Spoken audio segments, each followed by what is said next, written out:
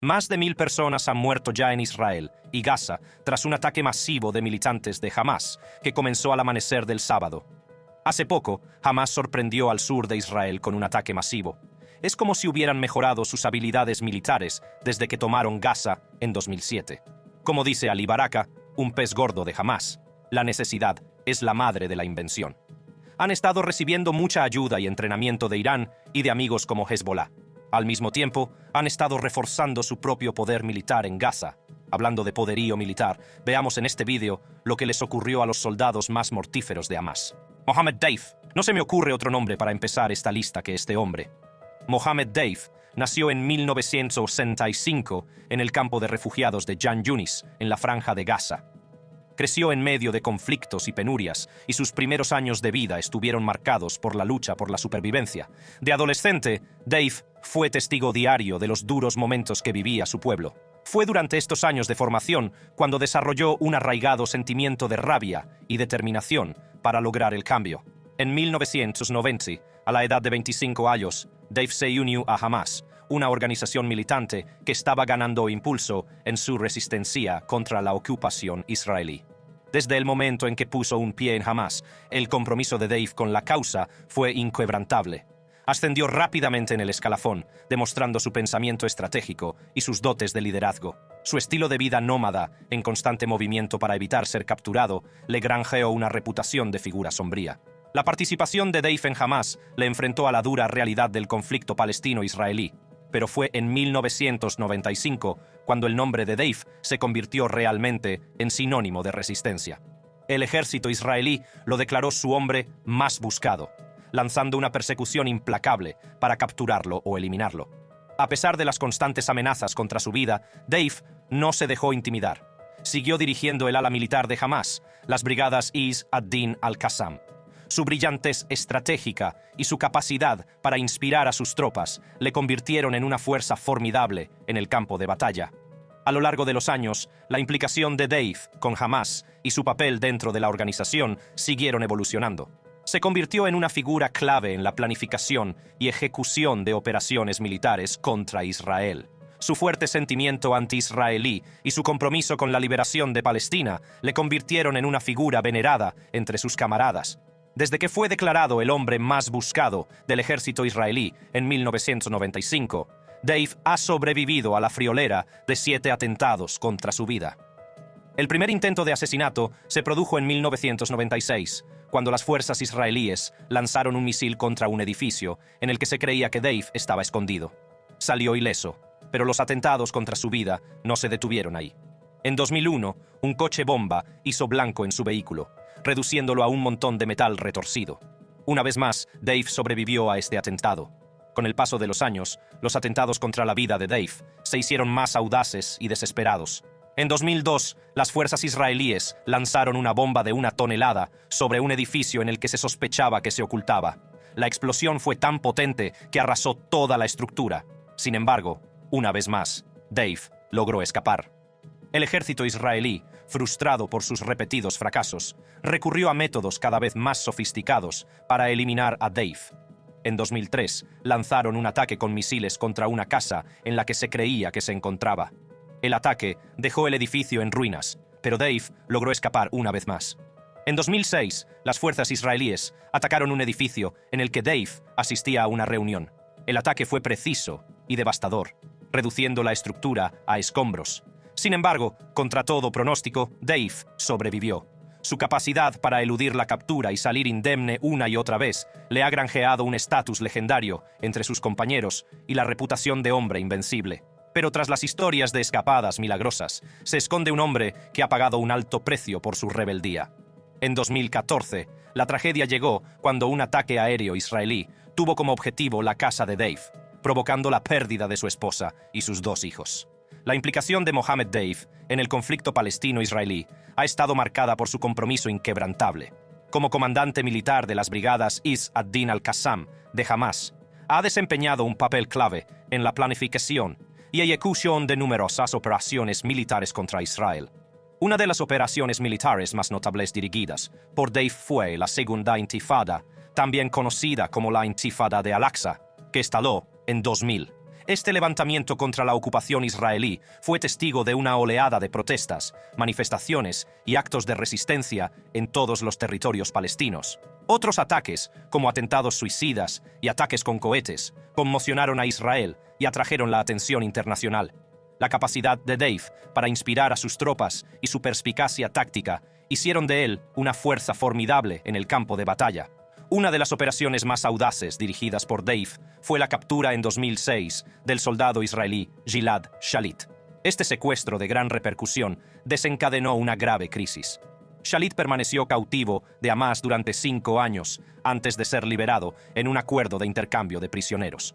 El éxito de esta operación consolidó aún más la reputación de Deif como cerebro de la resistencia. Las acciones de Deif también han suscitado críticas y condenas por parte de Israel y sus aliados. Ha sido calificado de terrorista y su organización, Hamás, ha sido designada grupo terrorista por varios países. Yahya Ayyash. En las polvorientas calles de Naplusa, ciudad enclavada en el corazón de Cisjordania, nació el joven Yahya Ayyash a finales de la década de 1960. La infancia de Ayyash, que creció en una región plagada de conflictos y agitación política, distaba mucho de ser normal. Desde muy pequeño fue testigo de la dura realidad de la vida bajo la ocupación, una experiencia que marcaría su destino de formas inimaginables. Yahya Ayyash creció en el seno de una modesta familia palestina que luchaba por llegar a fin de mes en medio del caos del conflicto palestino-israelí. Su padre, un obrero, trabajaba sin descanso para mantener a su mujer y a sus 6 hijos. A pesar de las dificultades a las que se enfrentaban, los padres de Ayyash le inculcaron un fuerte sentido de la resistencia y la determinación. De pequeño, Ayyash mostró una aptitud excepcional para la ciencia y la tecnología. Su mente curiosa siempre estaba trasteando con artilugios y explorando el funcionamiento interno de las máquinas. Los que le rodeaban tenían claro que poseía un talento único, que acabaría conduciéndole por un camino oscuro y peligroso. A finales de la década de 1980, cuando la primera intifada se extendió por los territorios palestinos, Ayyash se encontró al frente del movimiento de resistencia. Se implicó a fondo en la lucha por la independencia palestina. Las habilidades técnicas de Ayyash pronto llamaron la atención del grupo militante palestino Hamás, que reconoció su potencial como activo valioso. Bajo su dirección, perfeccionó su pericia en la fabricación de bombas, transformándose en un arma letal en la lucha contra la ocupación israelí. El joven Ayyash aprendió rápido y dominó el intrincado arte de construir artefactos explosivos con una precisión alarmante. Su meticulosa atención a los detalles y sus técnicas innovadoras le diferenciaron de sus compañeros, lo que le valió el apodo de «el ingeniero» en las filas de Hamás. Pero el camino de Ayyash hasta convertirse en un famoso fabricante de bombas no estuvo exento de sacrificios. Tuvo que romper los lazos con su familia y pasar a la clandestinidad para protegerlos de las consecuencias del camino que había elegido. A principios de la década de 1990, Ayyash comenzó a sembrar el terror. Sus bombas, cada vez más sofisticadas, iban dirigidas contra instalaciones militares israelíes, autobuses y espacios públicos. La devastación causada por sus creaciones dejó un rastro de muerte y destrucción. Los medios de comunicación pronto se enteraron de las mortíferas hazañas de Ayyash, y su nombre se convirtió en sinónimo de terror. Las autoridades israelíes lanzaron una implacable persecución, desesperadas por llevarle ante la justicia. Pero Ayyash demostró ser escurridizo y siempre lograba escabullirse de sus manos. Para el mundo exterior, Yahya Ayyash era una figura sin rostro envuelta en el misterio. Sus acciones se consideraban actos de violencia despiadada, carentes de toda brújula moral.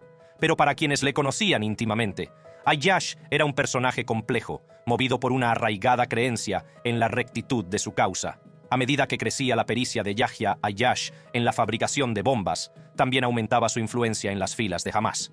Se convirtió en una figura clave del ala militar de la organización, orquestando algunos de los atentados más devastadores de la historia del conflicto palestino-israelí. Uno de los atentados más audaces de Ayyash tuvo lugar el 6 de abril de 1994, cuando planeó el atentado contra un autobús en pleno centro de Tel Aviv. Repleto de explosivos, el autobús se convirtió en un infierno mortal que se cobró la vida de 8 civiles inocentes e hirió a docenas más. El atentado envió un mensaje escalofriante al gobierno israelí y a la comunidad internacional. Nadie estaba a salvo de la ira de Ayyash. Pero las ambiciones de Ayyash no se detuvieron ahí. Siguió ampliando los límites del terror ideando métodos nuevos e innovadores para maximizar el impacto de sus atentados. En julio de 1995, organizó una serie de atentados con bomba en autobuses de Jerusalén, dirigidos a zonas muy concurridas en hora punta. Los atentados coordinados causaron 6 muertos y más de 100 heridos. La capacidad de Ayyash para eludir la captura no hizo sino aumentar su mística. A pesar de los incesantes esfuerzos de los servicios de inteligencia israelíes, siempre iba un paso por delante y conseguía escabullirse en el último momento. Pero las acciones de Ayyash no estuvieron exentas de polémica. Mientras que algunos lo aclamaban como a un héroe, otros cuestionaban la moralidad de sus métodos, la naturaleza indiscriminada de sus bombardeos, que a menudo iban dirigidos contra civiles, suscitó críticas tanto dentro como fuera de la comunidad palestina. En enero de 1996, el reino del terror de Ayyash tuvo un final trágico y repentino. En una operación secreta, la agencia israelí Shin Bet descubrió un vínculo entre Ayyash y Osama Hamad, un amigo de la infancia que a veces se alojaba en su casa de la ciudad de Gaza.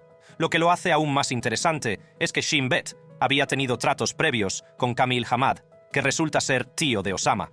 En octubre de 1995, los agentes del Shin Bet se pusieron en contacto con Kamil Hamad y entablaron una negociación de alto nivel. Hamad pidió dinero y documentos de identidad israelíes para él y sus esposas. Hubo tensión porque el Shin Bet amenazó con sacar a la luz su colaboración con Hamas. Finalmente, bajo presión, Hamad accedió a cooperar. Los agentes del Shin Bet entregaron a Hamad un teléfono móvil. Le informaron de que el aparato tenía micrófonos ocultos, lo que les permitía escuchar a escondidas las conversaciones de Ayyash. Lo que omitieron mencionar fue que el teléfono contenía una formidable carga explosiva. 15 gramos de explosivo RDX, un potente explosivo de gran potencia utilizado a menudo en operaciones militares. Kamil Hamad entregó el teléfono manipulado a su sobrino Osama, sabiendo que Ayyash utilizaba a menudo los teléfonos de Osama. El gran momento ocurrió a las 8 de la mañana del 5 de enero de 1996, cuando el padre de Ayyash le llamó y Ayyash contestó. No se dieron cuenta de que un avión israelí estaba escuchando en secreto y enviando la conversación a un puesto de mando israelí. Cuando estuvieron seguros de que Ayyash estaba en la llamada, el Shin Bet hizo algo drástico. Hicieron explotar el teléfono por control remoto y mató a Ayyash al instante. Esto ocurrió en Beit Lahia. Israel suele guardar silencio sobre su participación en asesinatos selectivos. Esta falta de información dio lugar a muchos rumores y conjeturas sobre su grado de implicación en la muerte de Ayyash. Entonces, en 2012, un exdirector del Shin Bet, llamado Carmi Gilon, reveló la verdad en un documental llamado The Gatekeepers. Al mismo tiempo, Kamil Hamad, que había ayudado a traicionar a Ayyash, desapareció misteriosamente. Hubo rumores en los medios israelíes de que, a cambio de su ayuda, Hamad obtuvo una gran recompensa: $1 millón, un pasaporte falso y un visado estadounidense. Los partidarios de Ayyash lloraron la pérdida de un líder intrépido, mientras que sus enemigos respiraron aliviados. Pero el impacto de las acciones de Ayyash seguiría resonando durante años. Tras la muerte de Ayyash, se produjeron 4 atentados suicidas en Israel en febrero y marzo de 1996, que causaron la trágica pérdida de 78 vidas. Estos atentados se produjeron poco después de un periodo de 40 días de luto por Ayyash. El grupo que estaba detrás de estos atentados se autodenominó discípulos del mártir Yahya Ayyash y dijeron que buscaban venganza por su asesinato. Cuando los servicios de seguridad israelíes interrogaron a una de las personas implicadas en la planificación de los atentados, descubrieron que habían sido perpetrados por un grupo vinculado a las brigadas Qassam. Sorprendentemente, su principal motivación parecía ser personal y de venganza, más que tener grandes objetivos políticos. Adnan al-Ghul, otro hombre que surgió como figura clave en medio de todos los disturbios, fue Adnan al-Ghul. Nacido alrededor de 1962, el viaje de al-Ghul hacia el oscuro reino del extremismo comenzó a una edad temprana. Al-Ghul, como muchos otros, creció en la Franja de Gaza y fue testigo directo de las luchas y penurias a las que se enfrentaba su pueblo. La región estaba plagada de pobreza, violencia y desesperanza. Fue en este ambiente donde el camino de al-Ghul dio un giro fatídico. Siendo adolescente, al-Ghul se sentía cada vez más desilusionado con la situación de Gaza. Veía a su pueblo sufrir bajo el peso de la ocupación y sentía un ardiente deseo de luchar contra lo que percibía como injusticia. Fue entonces cuando conoció la ideología de Hamás. El mensaje de resistencia y empoderamiento del grupo caló hondo en Al Ghul, que lo vio como un medio para provocar el cambio y reclamar la tierra que creía que pertenecía a su pueblo. En 1988, a la edad de 26 años, Al Ghul tomó la fatídica decisión de unirse a Hamás. Consideraba su deber luchar por la liberación de Palestina y proteger a su pueblo de lo que consideraba una agresión israelí. Poco podía imaginar que esta decisión le llevaría por un camino de violencia y destrucción. Al Ghul ascendió rápidamente en las filas de Hamás gracias a sus excepcionales habilidades en el manejo de explosivos, su pericia en la fabricación de bombas y su capacidad para desarrollar armas a partir de materias primas de contrabando lo convirtieron en un activo inestimable para la organización. Pero el ascenso al poder de Al Ghul tuvo un gran coste personal. Vivió una vida de peligro e incertidumbre constantes, siempre huyendo de las autoridades israelíes, que estaban decididas a llevarlo ante la justicia. Se convirtió en un maestro del disfraz, cambiando a menudo de aspecto e identidad para evitar ser capturado. A pesar de los riesgos, Al Ghul seguía comprometido con la causa, creía que la violencia era la única forma de lograr justicia para su pueblo y estaba dispuesto a sacrificarlo todo por esa causa. En 1995, Al Ghul orquestó uno de los atentados más mortíferos de la historia de Israel, el atentado en el cruce de Beit Lid. Este horrible acto terrorista se cobró la vida de 22 israelíes inocentes y dejó heridos a muchos otros. El atentado puso a Al Ghul en el punto de mira de las agencias de inteligencia de todo el mundo, pero el reino del terror de Al Ghul estaba lejos de terminar. En 1996 organizó otro atentado devastador, esta vez contra el bullicioso centro Dizengoff, en el corazón de Tel Aviv. El atentado se cobró la vida de 10 civiles inocentes y dejó decenas de heridos. Las fuerzas israelíes lanzaron numerosas operaciones para localizarlo, pero Al Ghul siempre conseguía escabullirse de sus manos. Pero la vida de fugitivo le pasó factura. Vivía con miedo constante, sin saber nunca cuándo se le acabaría la suerte. La pérdida de su hijo mayor, Bilal, en un ataque aéreo en Gaza en 2001, no hizo sino avivar su odio y su deseo de venganza contra Israel. Trágicamente, su segundo hijo, Mohammed, corrió una suerte similar durante un asalto fallido a la casa familiar en Maghasi, al sur de la ciudad de Gaza. A pesar de las pérdidas personales que sufrió, Al Ghul se mantuvo firme en su compromiso con la causa. Siguió desarrollando nuevas armas y estrategias para Hamás, utilizando sus conocimientos para sembrar el caos en objetivos israelíes. Sus acciones estaban impulsadas por la convicción arraigada de que la violencia era el único medio para lograr la justicia y la liberación de su pueblo. Al parecer, el 26 de septiembre de 2003, Al Ghul asistió a una reunión con otros miembros de alto rango de Hamás, entre ellos Mohammed Deif, Ismail Haniyeh y el jeque Ahmed Yassin. Las fuerzas israelíes, decididas a eliminar a los dirigentes de Hamás, bombardearon la casa donde se reunían. Milagrosamente, Al Ghul logró escapar ileso, escabulléndose una vez más de las garras de sus perseguidores. Sin embargo, este incidente no hizo sino intensificar la persecución de Al Ghul. Los servicios de inteligencia israelíes no cejaron en su empeño y emplearon todos los medios a su alcance para localizarlo. Sabían que capturarlo o eliminarlo supondría un duro golpe para Hamás y una victoria para sus propias fuerzas de seguridad. Finalmente, el 21 de octubre de 2004, el día que marcaría el fin del reinado de Adnan Al Ghul, helicópteros AH-64 de la Fuerza Aérea Israelí atacaron su coche en Gaza. El ataque, un asesinato selectivo, fue rápido y mortal. Al Ghul y su socio, Imad Abbas, murieron en el acto. La muerte de Adnan Al Ghul marcó el final de una era para Hamás. Su pericia con los explosivos y su papel en la organización de atentados mortales contra objetivos israelíes consolidaron su lugar en la historia.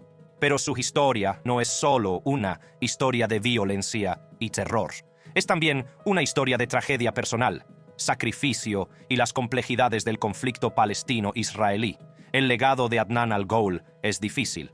Por un lado, se le recuerda como un terrorista despiadado responsable de la muerte de numerosos civiles inocentes. Sus acciones estaban motivadas por un odio profundamente arraigado y la creencia en la justicia de su causa. Por otro lado, algunos consideran a Al Ghul un mártir, un héroe que luchó por la liberación de su pueblo. Su capacidad para eludir la captura durante tanto tiempo y su pericia con los explosivos lo convirtieron en un símbolo de resistencia y desafío. Para quienes comparten su ideología, es recordado como un mártir que dio su vida por la causa. Ahmed Jabari. La vida de Jabari comenzó en 1960 en la ciudad de Gaza. Procedía de una familia activista que se había trasladado desde Hebrón debido a una disputa. Fue a la Universidad Islámica de Gaza, donde estudió historia y se licenció. Pero su vida tomó otro rumbo. En 1982, las cosas cambiaron cuando las autoridades israelíes detuvieron a Jabari. Por aquel entonces, estaba implicado en un grupo militante palestino llamado Fatah. Durante sus 13 años en prisión, Jabari sufrió una gran transformación. En prisión conoció a importantes miembros de Hamas, como Abd al-Aziz Rantisi, Nisar Rayyan y Salah Shihadeh. Su influencia le llevó a cambiar Fatah por Hamas. Jabari se convirtió en una figura destacada del ala militar de Hamas tras salir de prisión en 1995. Desempeñó un papel de liderazgo, supervisando tanto las actividades benéficas de la organización como la coordinación de las finanzas para las actividades militares. Además de sus tareas administrativas, participó activamente en la planificación de atentados suicidas contra civiles israelíes a mediados de la década de 1990. Sin embargo, sus actividades militantes llamaron la atención de la Fuerza de Seguridad Preventiva de la Autoridad Palestina. En octubre de 1998 fue detenido como sospechoso de participar en el atentado contra el autobús de Kfar Darom. Permaneció en prisión hasta finales de 1999, cuando fue puesto en libertad. Tras su liberación, Jabari se convirtió en ayudante de Salah Shihadeh y Mohamed al-Dahef, influyentes dirigentes del ala militar de Hamas. Su trabajo consistía en ayudar a que sus operaciones militares fueran más eficaces. Más tarde, durante la primera intifada, Jabari desempeñó un papel importante en la cúpula militar de Hamas, contribuyendo a la primera célula de la intifada. En 2002, después de que un ataque aéreo israelí hiriera a Mohamed Deif, el líder del principal brazo armado de Hamas, las brigadas Is al-Din al-Qassam, Jabari asumió el papel de comandante y jefe operativo del brazo militar durante la segunda intifada, pero Mohamed Deif seguía manteniendo oficialmente su posición de liderazgo. Bajo el liderazgo de Jabari, el brazo armado de Hamas, las brigadas al-Qassam se organizaron aún más. Durante la intifada, Jabari fue responsable de coordinar numerosos ataques contra Israel, incluidos atentados suicidas que causaron la muerte de muchos civiles y soldados israelíes. Un fatídico día de agosto de 2004, la tragedia golpeó la vida de Jabari. Un ataque aéreo israelí tuvo como objetivo la casa de Jabari en Gaza, con la intención de asesinarle. En el ataque perdieron la vida su hijo mayor, Mohamed, su hermano y 3 primos. El propio Jabari salió ileso por poco.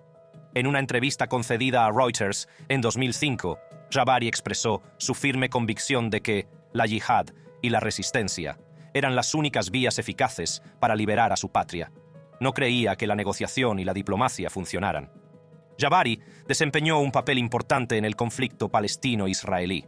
Fue el encargado de supervisar el cautiverio de Gilad Shalit, soldado israelí secuestrado por militantes palestinos en 2006. Según el gobierno israelí, Jabari también contribuyó a que Hamas arrebatara la franja de Gaza a la autoridad palestina, dirigida por Fatah, en 2007, lo que consolidó su influencia en la región. En diciembre de 2008, durante la ofensiva israelí Plomo Fundido contra la franja de Gaza, la residencia de Jabari fue destruida en un ataque aéreo, pero los detalles exactos de cómo ocurrió no están claros. En septiembre de 2010, amenazó claramente con aumentar los ataques contra Israel, con el objetivo de interrumpir las conversaciones de paz entre Israel y Palestina. Estaba decidido a acabar con el control israelí de Gaza, utilizando creencias religiosas, armas, misiles, túneles y operaciones de comando. Un momento importante en la historia de Jabari se produjo en octubre de 2011, cuando se organizó un intercambio de prisioneros. Gilad Shalit fue devuelto a Israel a cambio de 1.027 prisioneros palestinos. El propio Jabari acompañó a Shalit al paso fronterizo de Rafah con Egipto, supervisando la misión muy de cerca. Su impacto en el ámbito político también se hizo evidente cuando fue elegido miembro del Buró Político de Hamas en abril de 2012. Más allá de su imagen pública, Jabari desempeñó un papel decisivo en la imposición de alto el fuego por parte palestina. Trabajó para impedir que los grupos militantes rivales lanzaran cohetes y misiles contra Israel. lo que contribuyó a crear momentos de respiro en medio del conflicto. Además, fundó una asociación llamada Nur, destinada a ayudar a mártires y prisioneros.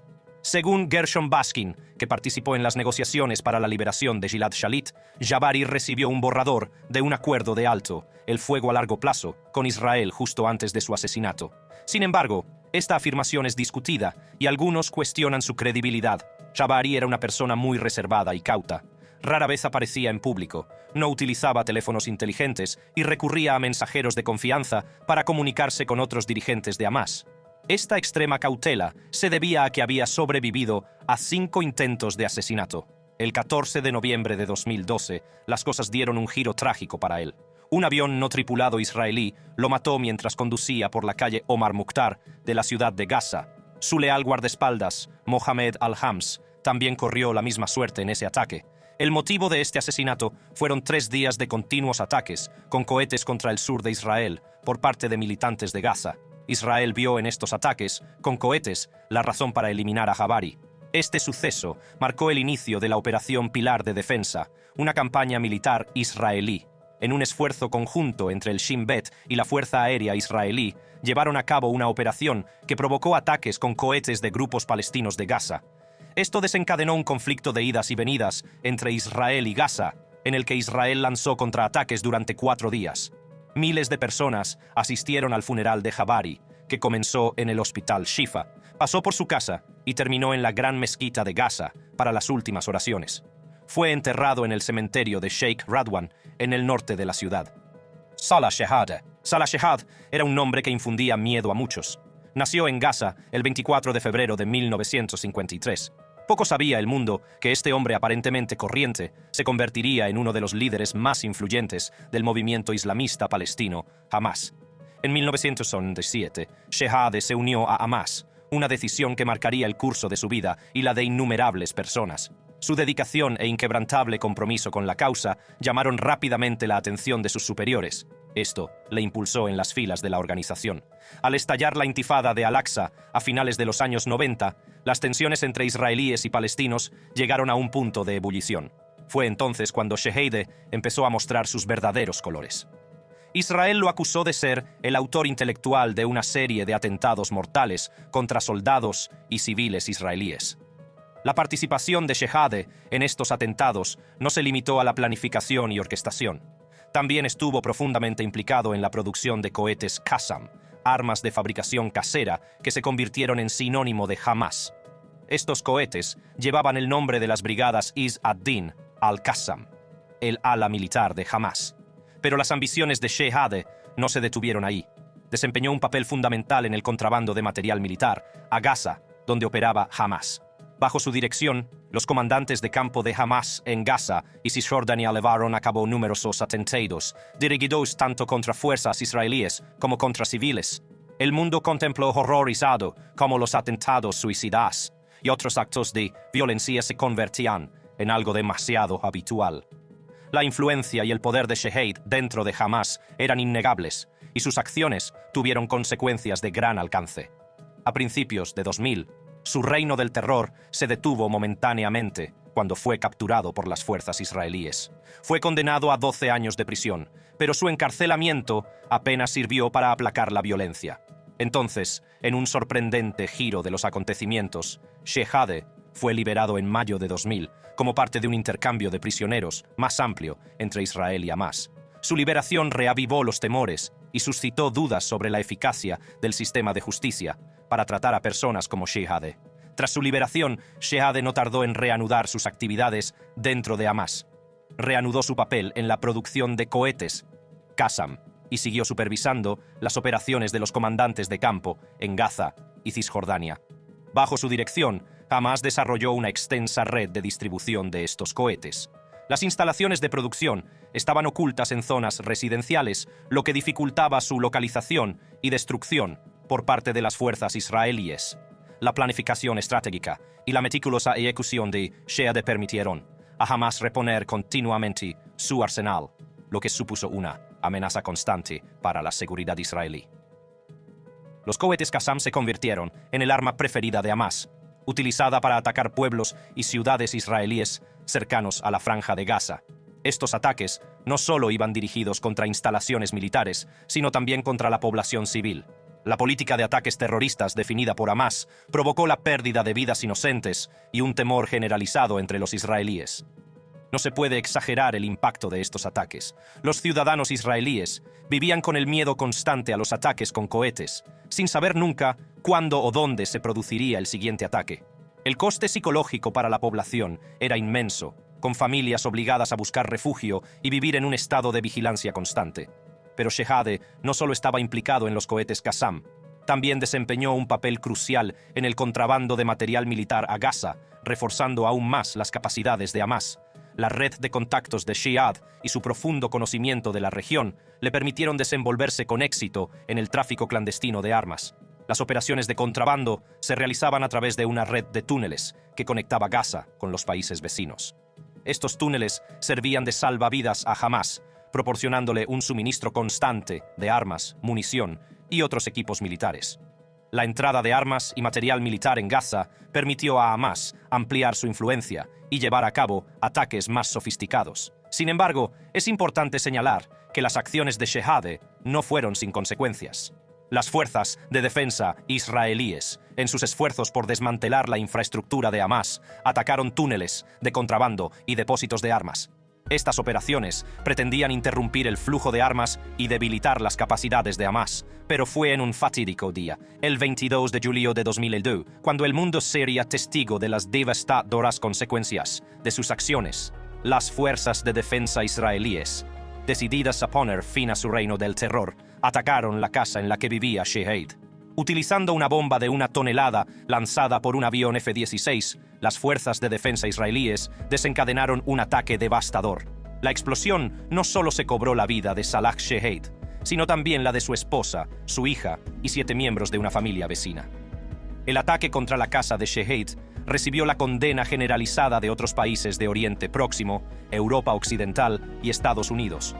Organizaciones de derechos humanos de todo el mundo lo consideraron un crimen de guerra, un flagrante desprecio por las vidas inocentes. En respuesta al clamor internacional, las fuerzas de defensa de Israel y el Shin Bet, la Agencia de Seguridad Interna israelí, establecieron una investigación conjunta sobre el ataque. El objetivo de la investigación era evaluar la operación y determinar si se había cometido algún error. Aunque la investigación concluyó que la operación había sido correcta y profesional, también reconoció deficiencias en la información disponible. Las conclusiones de la investigación conjunta no satisficieron a quienes creían que el atentado no estaba justificado. En 2005, se presentó una demanda colectiva en la que se alegaba que el asesinato selectivo de Salah Shehadeh era ilegal según el derecho internacional. La demanda pretendía que los responsables del ataque rindieran cuentas de sus actos.